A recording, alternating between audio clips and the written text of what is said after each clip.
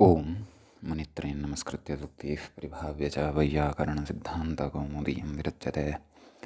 सर्वेभ्यः श्रोतृभ्यः नमः। अस्माभिः गतपाठे यद्यत् पठितं तद् एकवारं स्मरामः। वयं वैयाकरणसिद्धान्तकौमुदी इत्याख्यस्य ग्रन्थस्य अत्सन्धिप्रकरणे भवामः। अस्य प्रकरणस्य अस्माकं क्रमे पञ्चत्रिंशः पाठः गतपाठः प्रवृत्तः। तस्मिन् पञ्चत्रिंशे पाठे अस्माभिः यद्यत् पठितं तद् एकवारं स्मरामः। एत्ये धत्यूट्सु इति सूत्रस्थः विशिष्टः विचारः कश्चन अस्माभिः तत्र कृतः। तत्र अव एहि इत्यवस्थायां वृद्धिः भवतु वा पररूपं भवतु वा इति जिज्ञासायां तत्र उक्तं यत् पुरस्तात् अपवादन्यायेन इयं वृद्धिः एङिपररूपम् इत्यस्य एव बाधिका न तु ओमाङोश्च इत्यस्य। तेन अवैः इति वृद्धिरसाधुरेव इति। नाम पुरस्तात् अपवादाः अनन्तरान् विधीन् बाधन्ते न तु उत्तरान् इति कश्चन न्यायः अस्माभिः ज्ञातः पठितः एव विस्तरेण। तस्य प्रवृत्तिः प्रकृते भवति इति कृत्वा एत्ये धत्यूट्सु इति सूत्रम् एङिपररूपम् इति सूत्रं तु प्रबाध्य प्रवर्तते, परन्तु ततः अपि अग्रिमं यत् सूत्रं वर्तते ओमाङोश्च इति सूत्रं बाद्धुं न शक्नोति। अतः इति सूत्रं बाधितुं न शक्नोति। अतः प्रकृते अवैः इत्येव तत्र प्रयोगः साधुः भवति। अव एहि एहि इत्यत्र आङ् इति उपसर्गः भवति। ओमि आङि च आत् परे पररूपमेकादेशः भवति इति कथयति ओमाङोश्च इति सूत्रम्। अतः तेन सूत्रेण अत्र पररूपमेव भवति, वृद्धिः न भवति। अतः ये अवैः इति प्रयोगं कुर्वन्ति सः प्रयोगः न साधुः। परन्तु उपैति इत्यादयः प्रयोगास्तु वृद्धियुक्ताः एव साधवः। कुतः? यतः तत्र लब्धं यत् क्रियापदम् एति इति तत् क्रियापदं तु तत्र कीदृशं वर्तते चेत् तत्र आङ् नास्ति। सः तु धातोः गुणं विधाय लब्धः तत्र एकारः वर्तते। अतः तत्र तु पररूपं प्राप्तम् एङि पररूपम् इत्यनेन तस्य बाधः एत्ये धत्यूट्सु इत्यनेन कृतः। परन्तु यत्र आङ् परतः वर्तते तत्र तु पररूपमेव भविष्यति।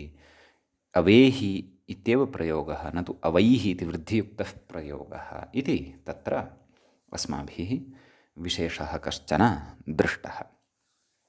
तदनन्तरम् अस्माभिः गुणस्य अपवादस्थानं दृष्टम्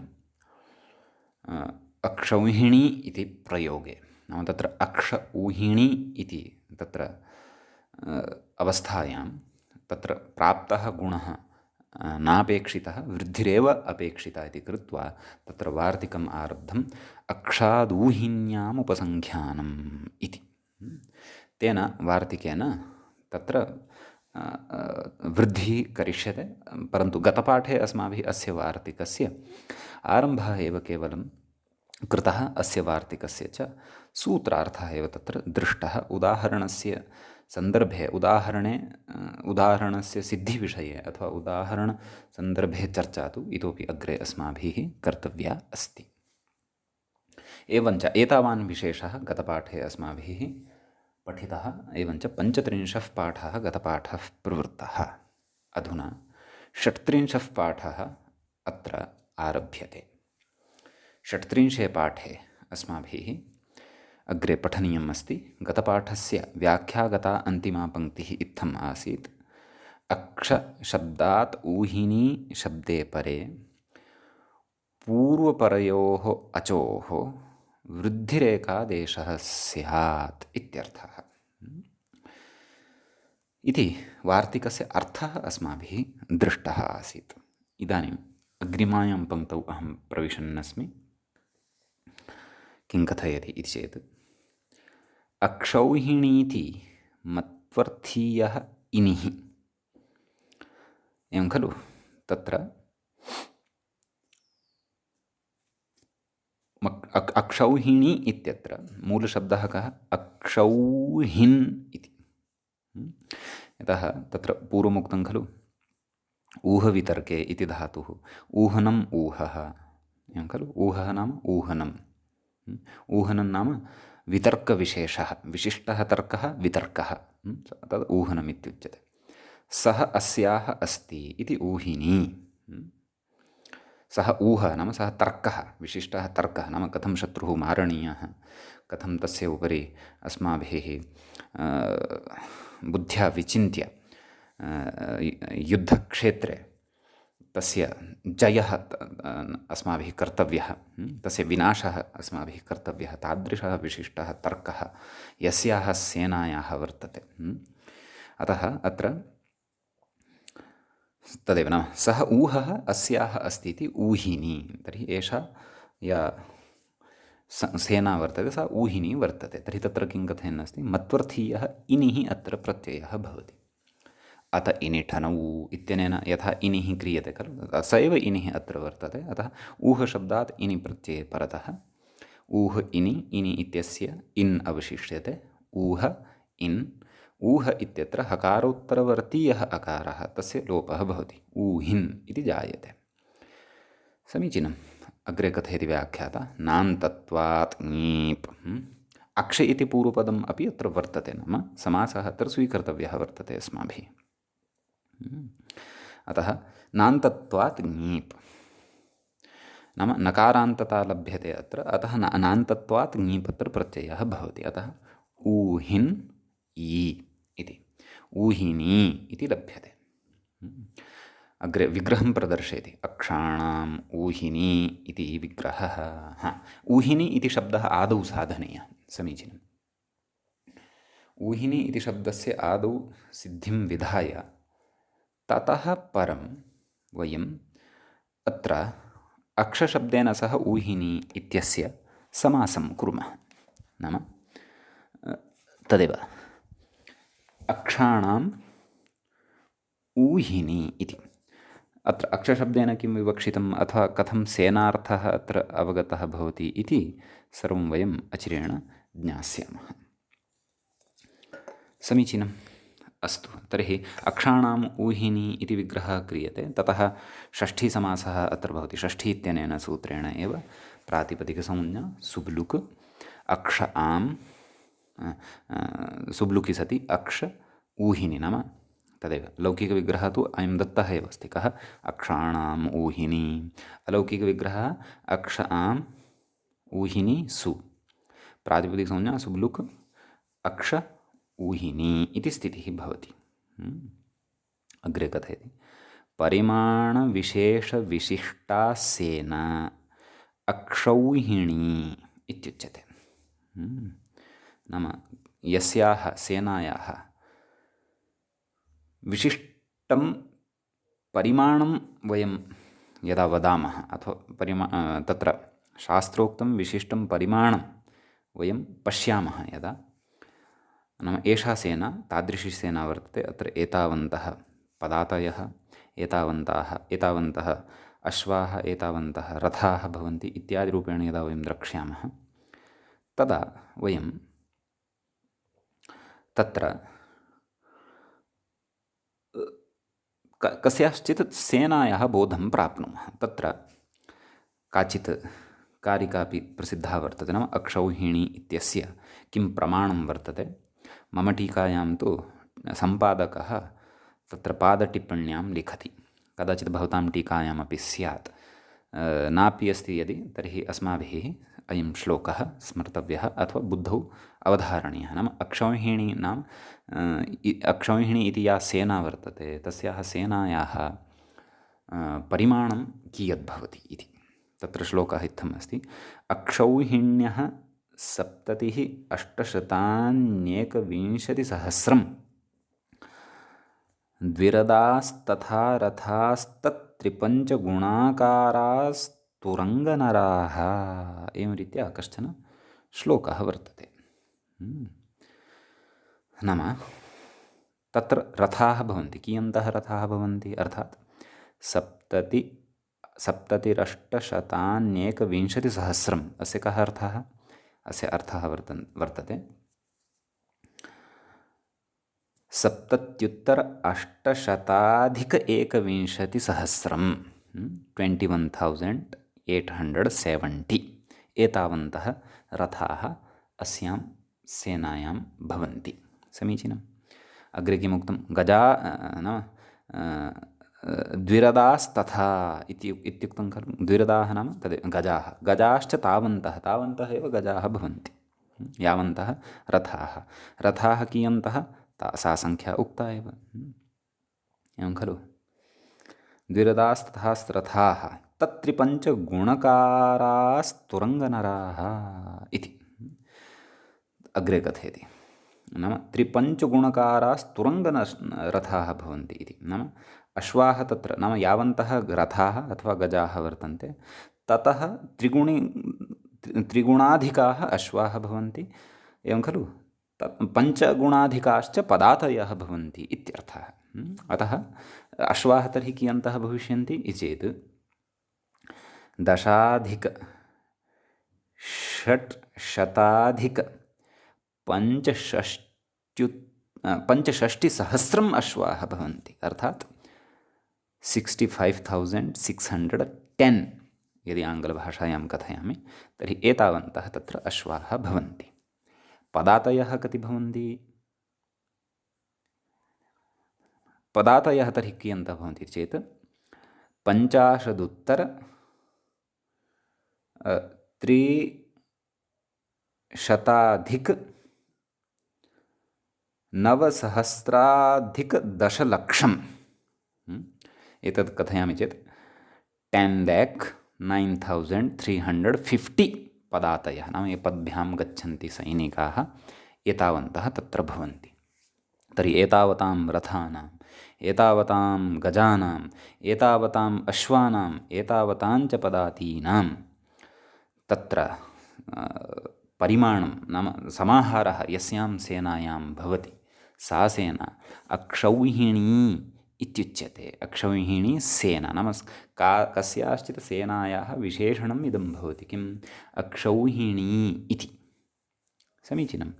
अतः न प्रसङ्गानुरोधेन सह अर्थः अत्र उक्तः, किञ्च सम्पादकेन श्लोकः पादटिप्पण्यां दत्तः इति कृत्वा मया अत्र उक्तं। यद्यपि मूलस्य विषयः अत्र श्लोकव्याख्या नास्ति, अस्माकं तु अक्षौहिणी इति रूपं साधनीयं वर्तते इति तत्र नाम तत्र वृद्धिविधानं मुख्यतया साधनीयं वर्तते गुणस्य बाधम् अवगत्य इति अस्माकं मुख्यं लक्ष्यमस्ति। परन्तु व्याकरणस्य व्युत्पादनं किमर्थं? शब्दानाम् अर्थज्ञानाय एव किल। नाम तेषाम् अर्थज्ञानपूर्वकं तेषां संरक्षणं भवतु, एतदर्थं व्युत्पादनम्। अतः निश्चयेन नितान्तमेव यदुदाहरणम् अस्माभिः उदाह्रियते तस्य अर्थगतः अपि विचारः, अर्थगतं चिन्तनमपि नूनमेव अस्माभिः तत्र भवति कर्तव्यं। समीचीनं। तर्हि व्याख्यां प्रविशामः। किमुक्तवान्? परिमाणविशेषविशिष्टा सेना अक्षौहिणी भवतु। अग्रे किं कथयति? पूर्वपदात् संज्ञायामगः इति णत्वम्। अग्रे णत्वप्रकरणे एकं सूत्रं पठिष्यते। तेन सूत्रेण अक्ष इत्यत्र षकारः निमित्तभूतः भवति णत्वं कर्तुम्। ऊहिनी इत्यस्मिन् उत्तरपदे यः नकारः वर्तते तस्य णकारः भवति। समीचीनम्। किमर्थं रसाभ्यां णोनः अथवा अट्कुवाङ्नुं व्यवायेपि इति प्रसिद्धानि सूत्राणि अस्माभिः एतावता श्रुतानि। तैः अत्र णत्वं कुतः न? किमर्थं प्रकृतिर्णत्वम् अट्कुवाङ् पूर्वदासंज्ञायामगः इत्यनेन एव इति सर्वम् अग्रे ज्ञास्यते। यतः णत्वचर्चा सद्यः ग्रन्थकर्मानुरोधेन नारब्धा, अतः तथा अत्र सूक्ष्मतया न प्रतिपादयामि, तेन सूत्रेण अत्र अणत्वं भवति इत्येव उक्त्वा अग्रे गम्यते। यदि अपेक्षितं तर्हि अन्विष्य पूर्वोदात्तसंज्ञायामगः इति सूत्रवेलायां पादटिप्पणीं भवन्तः स्थापयितुं शक्नुवन्ति। आम्, मया गत्वा अक्षौहिणी इत्यत्र णत्वव्यवस्था पूर्वपदात्संज्ञायाम् इति सूत्रस्य सङ्गतिपूर्वकं ज्ञातव्या वर्तते, तदा इतोपि स्पष्टता भविष्यति। भवतु तर्हि अक्षौहिणी इत्यत्र यः नकारः तस्य नकारस्य णत्वं भवति। अक्षौहिणी क्षन्तव्यः अक्ष ऊहिणी इति सिद्धिः जायते। अग्रे किं कथयति? अक्ष ऊहिणी इति स्थिते णत्वमपि अवगन्तव्यं। तदनन्तरं कथयति गुणे प्राप्ते, नाम गुणः अत्र प्राप्तः अक्ष ऊहिणी इत्यत्र। गुणः केन प्राप्तः? आदुगुणः इत्यनेन प्राप्तः। किं तद् कथयति? अवर्णात् अचिपरे पूर्वपरयोः गुण एकादेशः स्यात् इति खलु कथयति। अतः गुणे प्राप्ते अनेन वार्तिकेन वृद्धिः। केन? अक्षादूहिन्याम् उपसङ्ख्यानं। समीचीनम्। इयं वृद्धिः नोक्ता। केन नोक्ता? सूत्रकारेण नोक्ता। अतः नोक्ता इति कृत्वा अनुक्तस्य चिन्तनं यत्र क्रियते तद् वार्तिकम् इति खलु उच्यते। अतः वार्तिकम् अत्र उक्तानुक्तदुरुक्तानाम् इति लक्षणपूर्वकं वार्तिकस्य अत्र सङ्गतिः अस्त्येव। कुतः? यथा वाङ्मये अक्षौहिणी इति रूपं सिद्ध्यति, तर्हि तत्र वृद्धेः निमित्ताभावादपि वृद्धिः दृश्यते। नाम सूत्रकारेण या वृद्धिः अनुशासिता तां तस्याः वृद्धेः अभावे सत्यपि अत्र वृद्धिः दृश्यमाना वर्तते इति कृत्वा वृद्धेः तदेव नाम वृद्धेः विधानमत्र दृश्यमानं वर्तते। गुणस्य एव विधानमत्र दृश्यमानं वर्तते, परन्तु गुणः नापेक्षितः, वृद्धिरेव अपेक्षिता इति कृत्वा वार्तिककारेण एषा वृद्धिः अत्र आरब्धा। समीचीनम्। इति एतावान् विशेषः एतद्वार्तिकगतः वर्तते। इदानीं वयं वृद्धेः एव क्षेत्रे अग्रिमं वार्तिकं पठामः। अग्रिमं वार्तिकम् इत्थं भवति। स्वादीरेरिणोः इति वार्तिकस्य पदच्छेदः द्रष्टव्यः।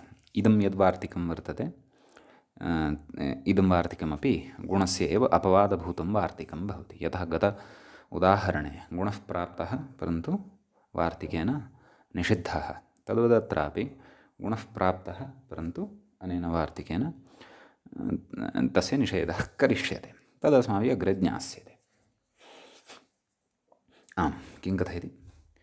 स्वशब्दात् ईरशब्दे परे। अस्तु, पदच्छेदः द्रष्टव्यः खलु। स्वात् प्रथमं पदं किं? स्वात् पञ्चमी विभक्तेः एकवचनं। द्वितीयं पदं किम् अस्ति? ईरेरिणोः। ईर ईरिणः इति। ईरश्च खलु। ईरश्च ईरिञ्च। ईरश्च ईरिञ्च। ईरेरिणौ तयोः ईरेरिणोः इति। एवं खलु सप्तमीविभक्तेः द्विवचनं भवति। यथा गतसूत्रे अक्षात् ऊहिन्याम्, अक्षात् इति तत्र पञ्चम्यन्तम्, ऊहिन्याम् इत्यत्र इति तत्र सप्तम्यन्तम्। अक्षात् इत्यत्र तस्मात् इत्युत्तरस्य इति उपतिष्ठते, ऊहिन्याम् इत्यत्र तस्मिन् इति निर्दिष्टे पूर्वस्य इति उपतिष्ठते। समीचीनम्। अतः तत्र स्वादिरेरिणोः इत्यत्रापि तद्वत्। स्वात् इत्यत्र पञ्चमी, ईरेरिणोः इत्यत्र सप्तमी विभक्तिः वर्तते, द्विवचनञ्च वर्तते। ईर् इरिन् अनयोः मध्ये गुणः जातः अस्ति। अतः तत्र इतरेतरयोगद्वन्द्वं कृत्वा ईरेरिणौ तयोः ईरेरिणोः इति पदम् अत्र साधितं वर्तते, प्रयुक्तं वर्तते वार्तिककृता। समीचीनं। वार्तिकस्य अर्थः द्रष्टव्यः। कः अर्थः? अग्रे पश्यन्तु। स्वशब्दात् ईरशब्दे ईरिन् शब्दे च परे। समीचीनं। नाम स्व इत्यस्मात् शब्दात् यदा ईरशब्दः परतः भवति तदा, ईरिन् इति शब्दश्च यदा परतः भवति तदा। समीचीनं। पूर्वपरयोः अचोः वृद्धिरेकादेशः स्यात् इत्यर्थः। नाम गुणः न भवति, वृद्धिरेव भवति। पश्यन्तु, स्व ईर आदुगुणः इत्यस्य कृते यद्यदपेक्षितं तत् सर्वमस्ति खलु अत्र, अतः गुणः खलु स्यात्, परन्तु गुणः न भवति। गुणं प्रबाध्य अत्र वृद्धिरेव भवति। एवमेव ईरिन् शब्दे परतः अपि तत्र गुणः न, अपि तु वृद्धिरेव भवति इत्यर्थः। समीचीनम्। आम्, तर्हि इदानीम् उदाहरणानि द्रष्टव्यानि। उदाहरणं वर्तते स्वैर इति। मूले पश्यन्तु, स्वैरः। आदौ ईरः इत्यस्य विषये कथयति। तत्र ईरः इत्यस्य कथं रूपसिद्धिः जायते तदर्थं व्याख्याता कथयति। ईरगतौ भावे घञ् इति। नाम गत्यर्थकः अत्र ईर् इति धातुः वर्तते, तस्मात् घञ् प्रत्ययः अत्र भावार्थे भवति। घञः किम् अवशिष्यते? अ अवशिष्यते। समीचीनम्। ईर् अ इति। घञ् घकारस्य इति संज्ञा भवति, ञ इत्यस्यापि संज्ञा भवति, अ इत्येव अवशिष्यते। अतः ईर् अ ईर इति जायते। ततः स्व ईर इत्यवस्थायां तदेव अत्र विग्रहं दर्शयति अग्रे। इदानीम् आदौ ईर् शब्दस्य सिद्धिम् उक्तवान्, इदानीं विग्रहं दर्शयति। स्वेन अर्थात् स्वच्छन्देन। स्वेन इत्यस्य कः अर्थः? स्वच्छन्दाचारः अथवा स्वच्छन्दता अथवा स्वच्छन्दः इति।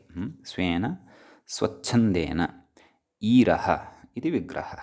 स्वच्छन्देन ईरः। ईरः नाम गत्यर्थकः धातुः वर्तते, भावे तत्र घञ् कृतः वर्तते, अतः ईरः नाम गमनम् इति वा तत्र अस्माभिः अर्थः ज्ञातव्यः। ईरः नाम गमनम्, अतः स्वच्छन्देन ईरः स्वैरः भवति इत्यर्थः इति विग्रहः तत्र क्रियते। तृतीया समासः वर्तते। केन सह समासः कर्तव्यः तदर्थं समाससूत्रमपि कथयन्नस्ति अग्रे व्याख्याता। किं कथयति? कर्तृकरणे कृताबहुलम् इति समासः। नाम प्रकृते कर्तृकरणे कृताबहुलम् इत्यनेन समासः वर्तते। एवं खलु? यतः प्रकृते ईर इति शब्दः यः साधितः सः कृदन्तः वर्तते। कुतः? यतः ईर धातोः घञ् इति प्रत्ययः यः कृतः सः कृतप्रत्ययः वर्तते। एवं खलु? अपि च तृतीया या वर्तते तत्र स्वेन ईरः नाम स्वच्छन्देन ईरः इति, सा तत्र करणतृतीया वर्तते। अतः कर्तृकरणे कृताबहुलम् इत्यनेन तत्र समासो भवति। समीचीनम्। अतः स्व ईर इत्यवस्थायाम् इति कथयति अग्रे। इति स्थिते प्राप्ते गुणे प्राप्ते अनेन वार्तिकेन वृद्धिः। नाम गुणः प्राप्तः केन? आद्गुणः इत्यनेन, परन्तु गुणः प्राप्तः सः नापेक्षितः इति कृत्वा अनेन वार्तिकेन वृद्धिर्भवति, वृद्धिः जायते, वृद्धिः विधीयते। अतः स्व ईरः इति स्वेरः इति न भवति, अपि तु स्वैरः इति वृद्धियुक्तमेव रूपं तत्र साधु इत्यर्थः। समीचीनम्। अग्रे इदानीम् ईरिन् शब्दे परतः अपि तत्र वृद्धिः वक्तव्या। तदर्थम् उदाह्रियते। कथयति व्याख्याता स्वेन ईरितुमिति। मूले पश्यन्तु, स्वेन ईरितुं शीलम् अस्य स्वैरी इति। नाम अत्र उपपदसमासः वर्तते, अतः तस्य उपपदसमासस्य विग्रहः अत्र दर्शितः वर्तते। स च विग्रहः कथमिति चेत् कथयति अग्रे। स्वेन नाम छन्देन अथवा स्वच्छन्देन इति वक्तव्यं। छन्देन इति न वक्तव्यं, स्वच्छन्देन इति वक्तव्यं। छन्देन इति अकारान्तः शब्दः स्वच्छन्द इति इत्यस्मिन् विषये अपि अस्ति। अतः प्रकृते स्वच्छन्देन स्वेन छन्देन ईरितुं, छन्देन स्वेन तन्त्रेण इत्यर्थः, अथवा स्वातन्त्र्येण। नाम प्रतिबन्धः एव नास्ति यत्र। यत्किमपि मनसि आगच्छति तथा ईरितुम्। ईरितुं नाम सञ्चरितुं, गन्तुं वा इति। तदेव अग्रे कथयति। स्वेन छन्देन ईरितुं सञ्चरितुं शीलम् अस्य इत्यर्थे। एवं खलु? सुप्यजातौ णिनिस्ताच्छील्ये इति कृदन्तप्रकरणे अथवा कृतप्रकरणे अस्माभिः एकं सूत्रं पठिष्यते। तेन सूत्रेण णिनि प्रत्ययः भवति। कथं स्थितिः भवति? स्व ईर् णिनि इत्यस्य इन् अवशिष्यते। णकारस्य इति संज्ञा भवति, इकारस्यापि इति संज्ञा भवति, इन् इत्येव अवशिष्यते। अतः स्व ईर् इन् मेलनेन स्व इरिन् इति शब्दः सिद्धः भवति। समीचीनम्। अग्रे कथयति, का स्थितिः लब्धा अस्माकं कृते? स्व इरिन् इति उपपदसमासः अत्र वर्तते। उपपदसमासस्य च प्रक्रिया इतोपि अस्माभिः सूक्ष्मतया विस्तरेण च समासप्रकरणे द्रक्ष्यते। अतः स्व ईरिन् इत्यवस्थायां तस्य आदौ अर्थं कथयन् अस्ति व्याख्याता अग्रे। स्वच्छन्दचारी इत्यर्थः, नाम स्वच्छन्दचारी यः भवति सः इत्यर्थः। समीचीनम्। कथितमेव अग्रे उपपदसमासः केन विधीयते? उपपदमतिं। तत्सर्वम् अग्रे पठिष्यते विस्तरेण। तर्हि का स्थितिः लब्धः?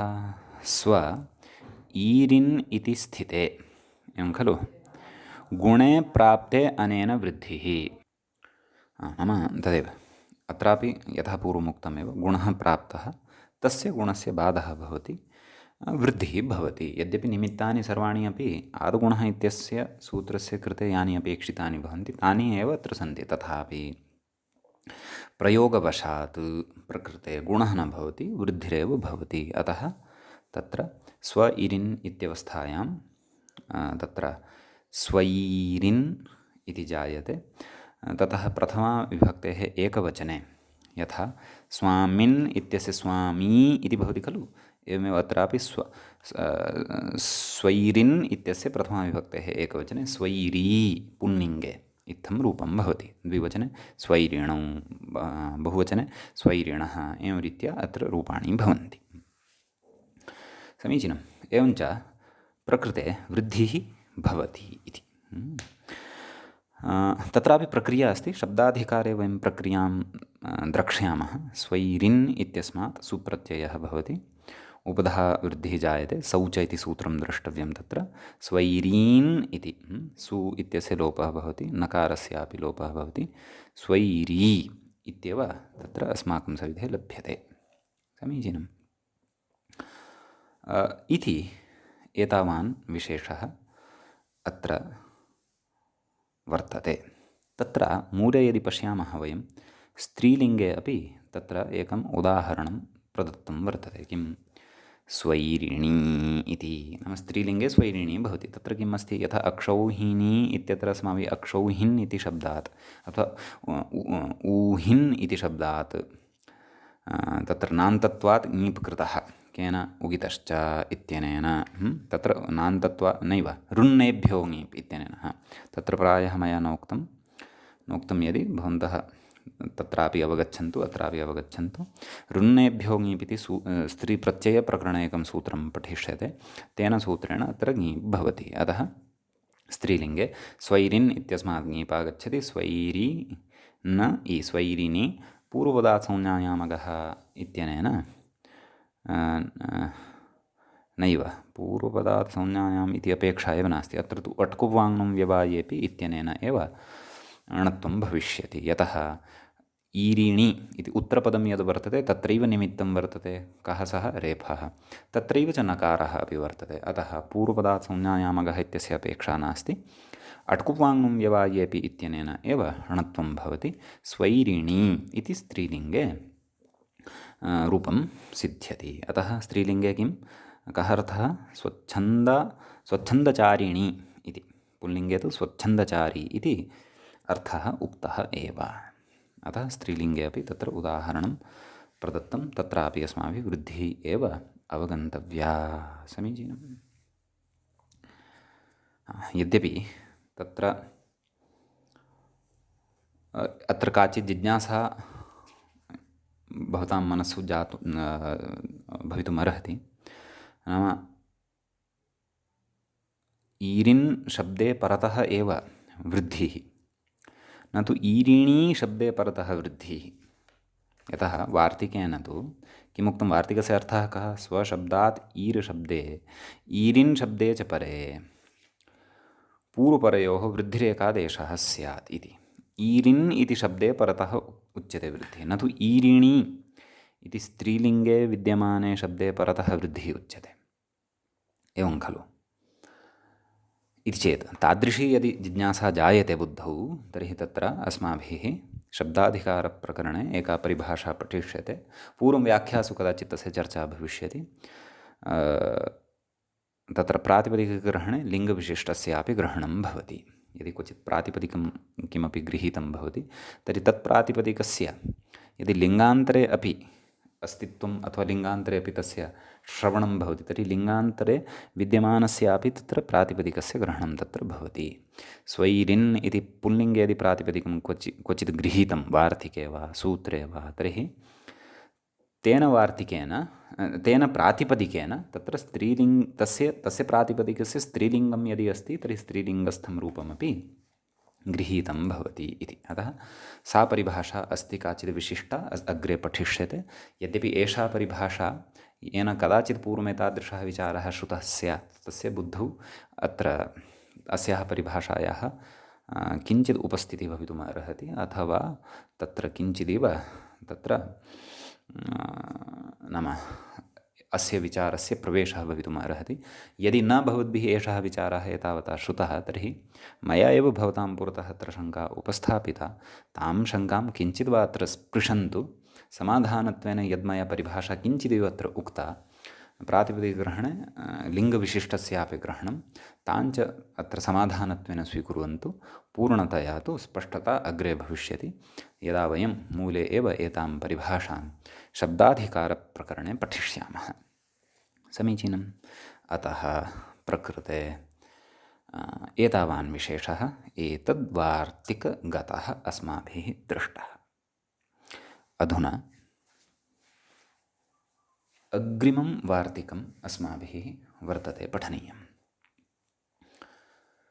अग्रिमं वार्तिकं भवति प्रादुहोढोढ्येषैष्येषु।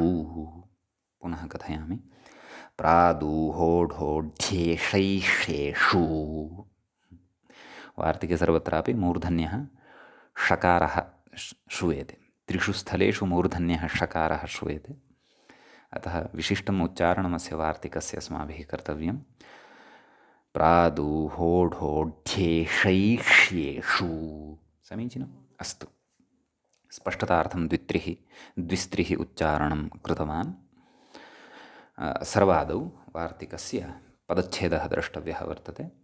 इदमपि वार्तिकं तावत् तत्र गुणस्यापि अपवादभूतं भवति, अपि च पररूपस्यापि अपवादभूतं भवति।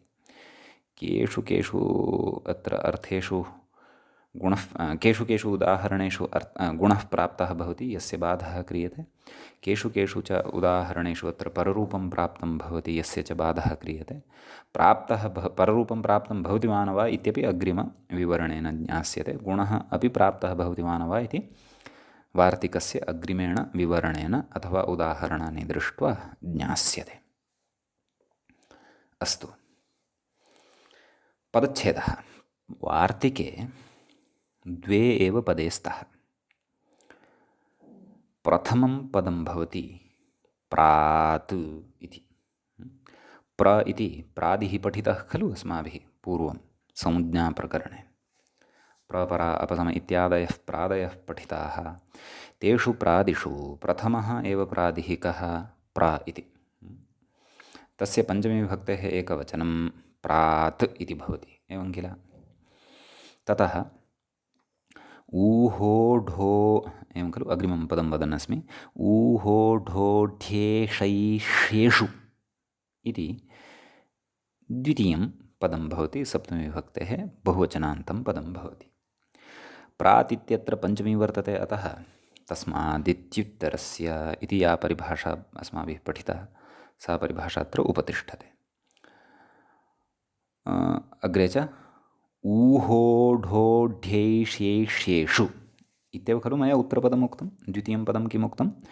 ऊहोढोढ्येषैष्येषु इति यद्वितीयं पदं वर्तते तत्र सप्तमी अस्ति इति कृत्वा तस्मिन् इति निर्दिष्टे पूर्वस्य इति परिभाषा उपतिष्ठते।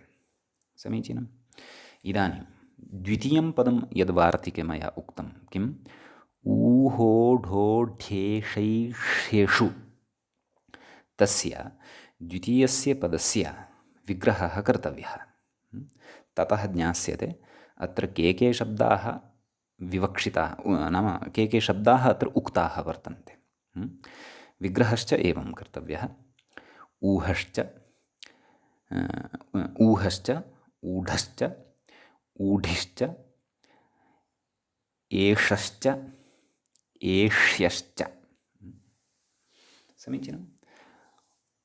ऊहोढोढ्येषैष्याः तेषु केषु ऊहोढोढ्येषैष्येषु इति तत्र सप्तमीविभक्तेः बहुवचनान्तः प्रयोगः एवम् अवगन्तव्यः। एवञ्च प्रकृते इतरेतरयोगद्वन्द्वसमासः भवति यस्य च विषये वयं समासेषु चार्थे द्वन्द्वः इति सूत्रपठनवेलायां विस्तरेण ज्ञास्यामः श्रोष्यामः। भवतु। एवं तर्हि व्याख्याता किं कथयन्नस्ति तत् पश्यामः। व्याख्याता साक्षात् वार्तिकस्य अर्थं सरलीकृत्य अस्माकं कृते कथयन्नस्ति। पश्यन्तु किं कथयति।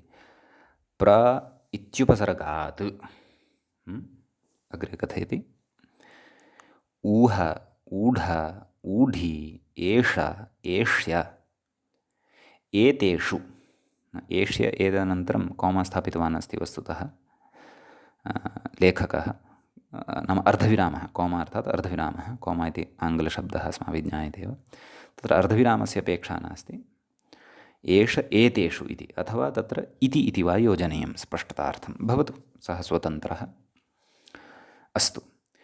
किं पुनः पश्यन्तु प्र इत्युपसर्गात् ऊह ऊढ ऊढि एष एष्य एतेषु पूर्वपरयोः अचोः वृद्धिरेकादेशः स्यात् इति।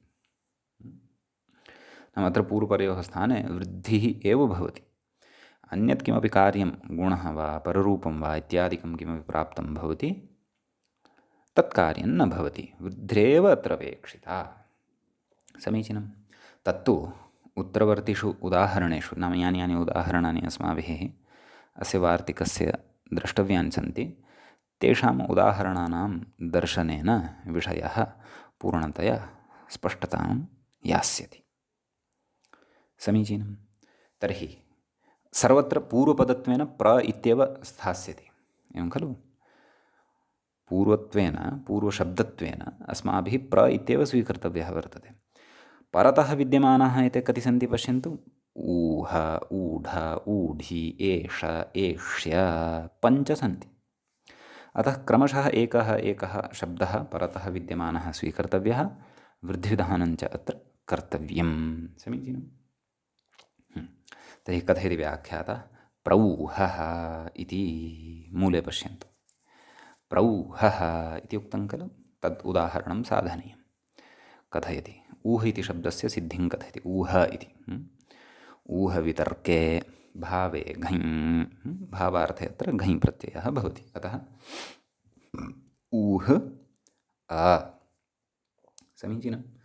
मेलनेन ऊह इति भवति। अग्रे कथयति गतिसमासः प्रकृते गतिसमासः वर्तते इत्यर्थः। अतः अत्र प्र ऊह इति स्थितिः भवति। गतिसमासम् अपि वयम् अग्रे समासप्रकरणे कुगतिप्रादयः इति सूत्रं पठिष्यामः। तेन अत्र समासः भवति तत् अग्रे स्पष्टीभविष्यति। सद्यः अत्र प्र ऊह इति स्थितिं स्वीकुर्मः। कथयति प्र ऊह इति स्थिते अनेन वार्तिकेन वृद्धिः। तर्हि गुणः खलु प्राप्तः अत्र केन आदौ गुणः।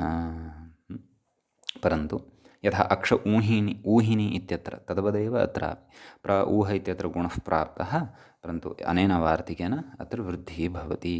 अतः प्र ऊह इति स्थितौ प्रौहः इत्येव तत्र व्यवह्रियते, न तु प्रोहः इति। प्रौहः इत्येव प्रयोगः तत्र कर्तव्यः। समीचीनम्। अस्तु, इदानीं प्रथमः शब्दः गृहीतः, नाम परतः विद्यमानेषु प्रथमः शब्दः गृहीतः ऊह इति, तस्य उदाहरणमपि दृष्टम्। इदानीं परतः विद्यमानेषु द्वितीयः शब्दः अत्र अस्माभिः ग्राह्यः। सः कः? सः वर्तते ऊढ इति। अतः तत्र कथयति व्याख्यातः प्रौढ इति। तर्हि तत्र आदौ ऊढ इत्यस्य एव शब्दस्य रूपसिद्धिं कृत्वा दर्शयति। किं कथयति? मूलात् आरम्भः क्रियमाणः अस्ति ऊढ इति शब्दस्य व्युत्पादनस्य। कथयति? वः प्रापणे इति धातुः वर्तते। समीचीनं। ततः क्तप्रत्ययः। वः प्रापणे इति धातोः क्तप्रत्ययः, तस्य किमवशिष्यते? ता। अतः वः ता इति स्थितिः। एवं खलु? अग्रे किं किं कार्यं कर्तव्यमस्ति तत् प्रक्रियां कथयन् अस्ति। वः त इत्यवस्थायाम् एकं सूत्रं, तस्य एकदेशं किञ्चित् कथयति अत्र। वचि स्वपि समग्रं सूत्रं कथं भवति? वचि स्वपि यजादीनां किति किति च। अनेन सूत्रेण अत्र सम्प्रसारणं भवति। कस्य सम्प्रसारणं? नाम वः क्त इत्यस्य किमवशिष्यते? त। वः इति हकारान्तः धातुः, वः त इत्यवस्थायां वः इत्यत्र विद्यमानः यः वकारः तस्य उ इति सम्प्रसारणं भवति। सम्प्रसारणविषयश्च अस्माभिः प्राक्तनेषु प्रकरणेषु तत्र तत्र सन्दर्भानुरोधेन चर्चितमेव वर्तते। अच्सन्धिप्रकरणे तु पर्याप्ततया सम्प्रसारणविषयः चर्चितः अस्ति। अस्तु, यद्यपि मूले नागतः वर्तते, मूले तु अग्रे पठिष्यते, परन्तु चर्चा कृता वर्तते। अस्तु, तर्हि वः इत्यत्र यः वर्तते वकारः, तस्य वकारस्य स्थाने उकारः भवति। समीचीनं। का स्थितिः जायते? उ आ ह। वकारस्य एव स्थाने उ इति सम्प्रसारणं। तदुत्तरवर्ती अकारः यः, सः तु तथैव खलु तिष्ठति। अतः उ आ ह ता इत्यवस्थायां तत्र अग्रे कथयति किं? पूर्वरूपं। तदर्थमेकं सूत्रम् अग्रे पठिष्यते अस्माभिः, सम्प्रसारणाच्च इति। तेन पूर्वरूपं भवति। नाम सम्प्रसारणवर्णः यः लब्धः उ, ततः परतः यः अकारः, तयोः उभयोः एकादेशः कश्चन भवति। सः एकादेशः पूर्वरूप इत्याख्यः एकादेशः भवति। समीचीनम्। अतः का स्थितिः जायते? तत्र उ ह इति स्थितिः जायते। उह इति स्थितिः, उह ता इति स्थितिः खलु जाता। उह ता इत्यवस्थायां, ता इति क्तप्रत्ययस्य ता इति वयं जानीमः। अग्रे कथयति होढः इति ढत्वं, नाम उह इत्यत्र विद्यते यः हकारः, तस्य स्थाने ढकारः भवति। किं लब्धम्? उढ ता। समीचीनं। भवन्तः स्थितिं टिप्पणीपुस्तिकायां वा लिखन्तः सन्ति, अथवा बुद्धिपुस्तिकायां वा लिखन्तः भवन्ति इति भवताम् अग्रे इतोपि स्पष्टता भवति। यदि सम्यक्तया स्पष्टतया बुद्धौ वा स्थापयन्ति, टिप्पणीपुस्तिकायां वा लिखन्ति तर्हि। उढ त इति खलु स्थितिः अस्ति। तदनन्तरं किं कथयति? झषस्तथोः एकं सूत्रं वर्तते। कथं वर्तते तत्? झषस्तथोर्धोधः। समग्रं सूत्रम् एवं भवति, अग्रे पठिष्यते। कथयति इति धत्वं, तेन धकारादेशः भवति। कस्य? त इत्यस्य यः तकारः वर्तते खलु, तस्य धकारः भवति। का स्थितिः जायते? उढ ध इति स्थितिः जायते। पुनः वदामि, उढ ध। अग्रे कथयति ष्टुत्वं। सूत्रं पठिष्यते अग्रे। ष्टुना ष्टुः, तेन सूत्रेण ष्टुत्वद्वारा धकारस्य ढकारः भवति। का स्थितिः जायते? उढ ढ ढकारोत्तरवर्ती अकारः तु तथैव तिष्ठति। उढ् ढ इति स्थितिः जायते। उढ् ढ इत्यवस्थायाम् अग्रे कथयति ढोढे लोपः इत्यनेन ढकारे परे ढकारस्य लोपः भवति इत्युच्यते। तर्हि उढ् ढ इत्यत्र यः प्रथमतया श्रूयते ढ तस्य लोपः भवति। का स्थितिः? उ ढ उढ इति स्थितिः जाता। तदनन्तरम् अत्र सूत्रं वर्तते ढ्रलोपे पूर्वस्य दीर्घोणः इति। ढ्रलोपः इति नास्ति सूत्रं, ढ्रलोपे पूर्वस्य दीर्घोणः इति अस्ति। अतः अत्र विसर्गः यः टङ्कितः अभूत् सः किञ्चित् दोषाय वर्तते। भवतां टीकायां यदि नास्ति तर्हि क्लेशो नास्ति।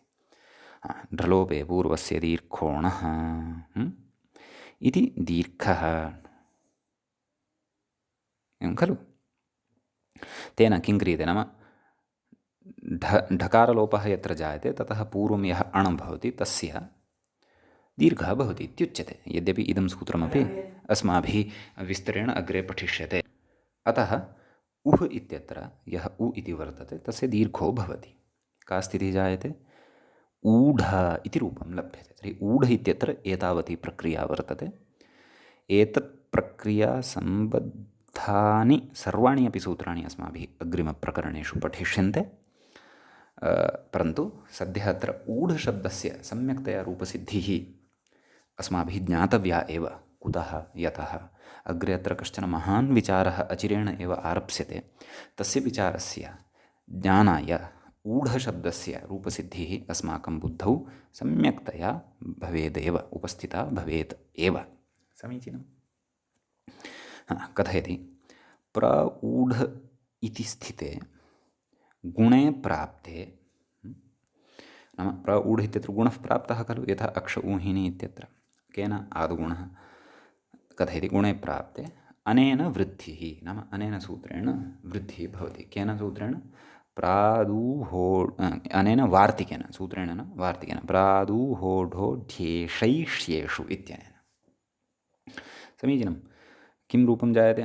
प्रऊढ प्रौढ इति रूपं तत्र सिद्ध्यति। सस्यरुत्तविसर्गसति प्रौढः इति तत्र प्रयोगः सिद्ध्यति। नाम प्रौढ इत्यस्मात् सुप्रत्ययः भवति। सुप्रत्ययस्य सस्ये रुत्तविसर्गे सति यथा अस्माभिः पूर्वं ज्ञायते अपि प्रौढः इति प्रयोगः सिद्ध्यति। समीचीनम्। एतावता अस्माभिः वार्तिके परतः परिगणिताः ये शब्दाः, पञ्चशब्दाः, येषु पञ्चशब्देषु द्वयोः शब्दयोः अस्माभिः उदाहरणं दृष्टं। प्रथमः तत्र ऊहशब्दः, द्वितीयश्च ऊढशब्दः। इदानीं तृतीयः शब्दः कः वर्तते इति चेत् भवन्तः ऊढि इति शब्दं दृष्टवन्तः खलु। ततः अग्रे चतुर्थः एष इति शब्दः, पञ्चमः एष्य इति च शब्दः।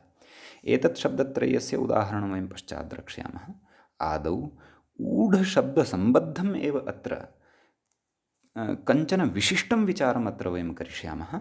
अपि च तद्विचारव्याजेन काचित् परिभाषा अपि अत्र पठिष्यते। अतः तदर्थं व्याख्याता अधुना यां पूर्वपीठिकाम् अवतरणिकारूपेण कथयन् अस्ति ताम् अवधानेन शृणुमः। सा च एवं भवति। अग्रे या इदानीम् अवतरणिका अस्माभिः पठनीया वर्तते अग्रिमविचारे प्रवेशनाय, ततः अपि पूर्वं तत्र एकः प्रयोगः, प्रोढवान् इति प्रयोगः। तस्य प्रयोगस्य रूपसिद्धिः अस्माभिः कर्तव्या वर्तते। पङ्क्तेः स्पर्शात् अपि पूर्वं तां रूपसिद्धिम् अहं कथयामि। प्रयोगः कः? प्रोढवान्। अवधानेन श्रोतव्यं। प्रोढवान्, न तु प्रौढवान् इति। प्रोढवान् इत्येव प्रयोगः। प्र उपसर्गः भवति, तस्मात् वः प्रापणे इति धातुः भवति। सः एव धातुः, यः धातुः ऊढः इत्यत्र आसीत्, सः एव धातुः अत्रापि वर्तते, वः इति। प्र वः, वः धातोः क्तवतु प्रत्ययः। कः प्रत्ययः? क्तवतु। ऊढः इत्यत्र तु क्तप्रत्ययः, अत्र क्तवतु प्रत्ययः। तस्य किम् अवशिष्यते? तावत् किम् अवशिष्यते? तवत्। का स्थितिः जायते? प्र वः तवत्। वः तवत् इत्यवस्थायां होढः इत्यनेन ढत्वं यथा पूर्वम् अस्माभिः कृतं किं जायते? वढ् तत्र ततः अपि पूर्वं तत्र सम्प्रसारणं खलु कर्तव्यम्। ऊढः इत्यत्रापि अस्माभिः सम्प्रसारणं कृतं। केन? वचि यजादीनाम् इत्यनेन सम्प्रसारणं। व स्थाने उ सम्प्रसारणम्।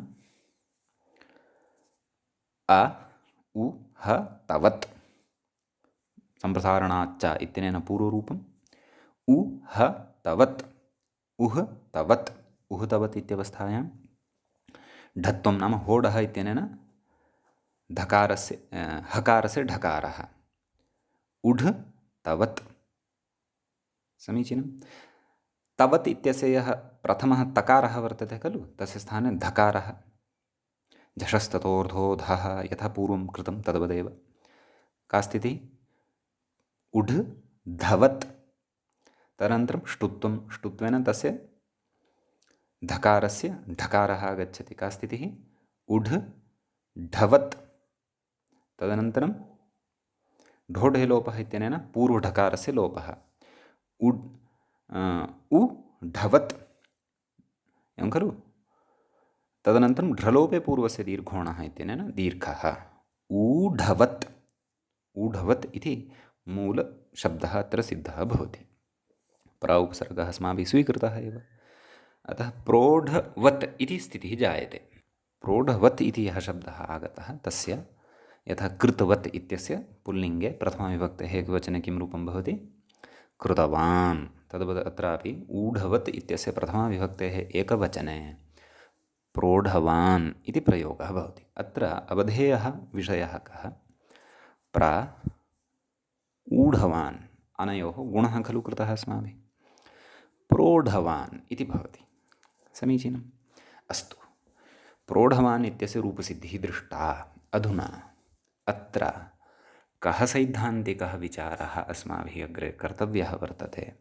तदर्थं व्याख्यात्रा कथम् अवतरणिका उपस्थाप्यमाना वर्तते, तस्याश्च कः अर्थः इति वयम् अग्रे इदानीं प्रविश्य अवगच्छामः। किं कथयति? ननु प्रोढवान् इत्यत्रापि वः धातोः क्तवतु प्रत्यये कथम् अस्माभिः क्तवतु प्रत्ययः कृतः वयं जानीमः। ढत्वधत्वष्टुत्वढलोपदीर्घेषु अर्थात् ढत्वं केन कृतं? होढः। धत्वं केन कृतं? झषस्तथोर्धोधः। ष्टुत्वं केन कृतं?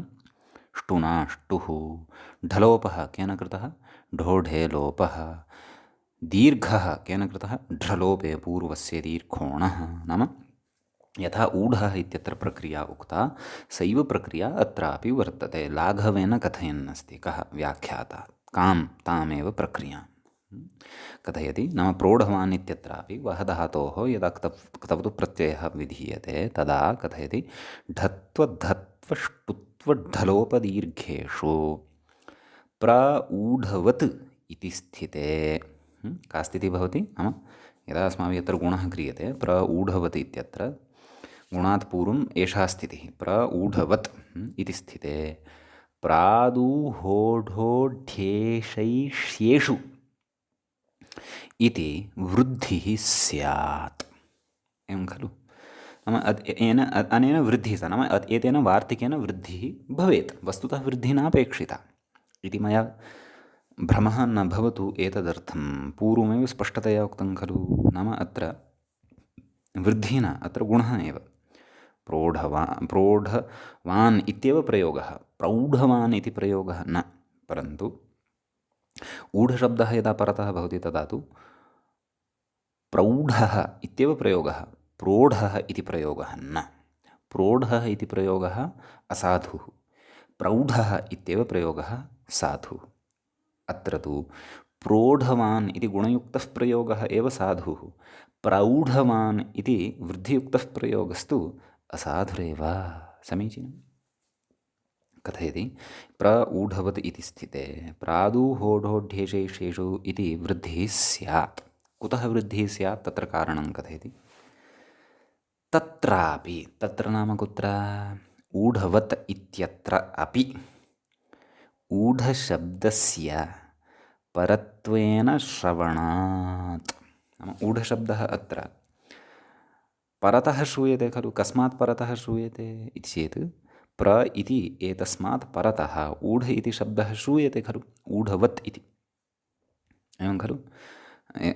अतः कथयति ऊढशब्दस्य परत्वेन श्रवणात्, एवं खलु। यतः प्र उपसर्गपूर्व प्र इत्यस्मात् क्तान्तः ऊढशब्दः परतः भवतु, तदर्थं तत्र वृद्धिः भवति। तद्वत् अत्र क्तान्तः नास्ति, सत्यम् अङ्गीकुर्मः। क्तवतु प्रत्ययान्तः अत्र ऊढवत् इति शब्दः वर्तते, परन्तु क्तवतु प्रत्ययान्ते ऊढवत् इति शब्दे परतः अपि ऊढवत् इत्यस्मिन् शब्दे ऊढ इति शब्दः वर्तते इति कृत्वा सः ऊढशब्दः नाम ऊढवत् इत्यस्य एकदेशः ऊढशब्दः एव खलु वार्तिके अपि पठितः। प्रात् ऊह ऊढ द्वितीयः एव शब्दः पठितः। कः? ऊढ इति शब्दः। अतः सः नाम वार्तिके पठितः, अतः सः अत्रापि वर्तते। ऊढवत् इत्यस्य एकदेशत्वेन वा वर्तते, परन्तु अस्ति तु अस्ति एव किल। ऊढवत् इत्यत्र ऊढशब्दः अस्ति एव खलु। अतः तस्य ऊढवत् इत्यत्रापि श्रवणं जायमानम् अस्ति। अतः कृत्वा अत्रापि वृद्धिः स्यात्। केन? प्रादुहोडोढ्येषेषु इत्यादिना। परन्तु सा एषा वृद्धिः अत्र नापेक्षिता। कुतः? यतः प्रयोगस्तु प्रौढवान् इत्येव अपेक्षितः। प्रौढवान् इति प्रयोगः नापेक्षितः। तर्हि एतादृश अत्र एतादृशे तत्र अनियमे वा अथवा अनियमः एव कथनीयः। यतः अस्य अनियमस्य नियमत्वेन परिवर्तनं कर्तुम् अथवा अत्र नियमं वक्तुम् अस्माभिः अचिरेण तत्र अग्रे परिभाषा एका पठिष्यते, एवं खलु। तस्याः परिभाषाञ्च वयं जानीमः। अनियमे नियमकारिणी परिभाषा। तर्हि अनियमः कः जातः वर्तते? अनियमः एषः एव जातः वर्तते यद् वार्तिके तु ऊढशब्दः उक्तः, एवं खलु। स च ऊढशब्दः कथं सिद्ध्यति? वः धातोः क्तप्रत्ययं यदा वयं कुर्मः तदा सः ऊढशब्दः सिद्ध्यति। परन्तु यदा क्तवतु प्रत्ययं कुर्मः तदापि ऊढशब्दः तदा तस्य एकदेशत्वेन ऊढशब्दः लभ्यते। अतः साक्षात् तत्र शुद्धः यः ऊढशब्दः यः भवति, नाम यथा क्तान्तः ऊढ इति शब्दः सिद्ध्यति, तत्सदृशः एव ऊढशब्दः अत्रापि खलु वर्तते एव। क्व? ऊढवत् इत्यत्रापि, एवं किल। अतः किमर्थम् अत्रापि वृद्धिः न भवेत्? अत्रापि खलु वृद्धिः भवितुम् अर्हत्येव खलु। परन्तु तत्तु पूर्वमुक्तमेव, वृद्धिः अत्र नापेक्षिता। भवतु नाम अत्रापि ऊढशब्दस्य श्रवणं, तथापि अत्र वृद्धिः नापेक्षिता, एवं खलु। अस्तु, वृद्धिः नापेक्षिता, परन्तु या प्राप्यमाणा वर्तते इति इव भासते, तस्याः प्राप्तिः अस्ति। कुतः? यतः ऊढशब्दः परतः वर्तते। यतः वार्तिके तु ऊढशब्दः पठितः, सः शब्दः क्तप्रत्ययेन वा सिद्धः भवतु अथवा क्तवतु प्रत्ययस्य योजनेन वा लब्धः भवतु इति एषः विषयः तु वार्तिके नोक्तः खलु। अतः किमर्थं न अत्रापि तर्हि वृद्धिः स्यात् इति एतादृशः अनियमः अत्र प्रसक्तः वर्तते। अतः तस्य अनियमस्य नियमत्वेन इदानीम् अस्माभिः परिष्कारः कर्तव्यः वर्तते। अथवा अस्मिन् नियमे प्रसक्ते नियमः, अनियमे प्रसक्ते नियमः कः, तदर्थम् अग्रे अस्माभिः अत्र परिभाषा पठनीया वर्तते। सा च परिभाषा अस्माभिः अग्रिमे पाठे पठिष्यते। परन्तु एतावता अत्र अवतरणिकायां यावान् विषयः उक्तः तावान् विषयः अस्माभिः बुद्धौ स्थापनीयः। अतीव मुख्या परिभाषा अग्रे पठिष्यते। अस्याः परिभाषायाः प्रायशः शास्त्रे अग्रे तत्र तत्र अपेक्षा भविष्यत्येव।